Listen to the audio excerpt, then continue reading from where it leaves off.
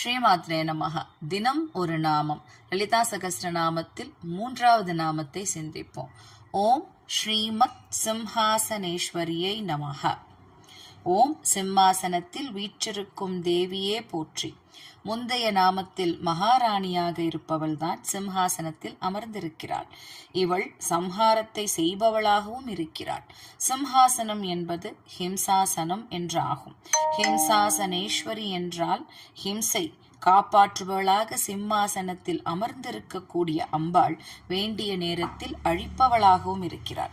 ஆக முதல் 3 நாமங்களில் படைத்தல், காத்தல், அழித்தல், ஸ்ரீமாதா, ஸ்ரீ மகாராக்னி, ஸ்ரீமத் சிம்ஹாசனேஸ்வரி ஆகிய 3 தொழில்களையும் அவள் குறிக்கிறாள்.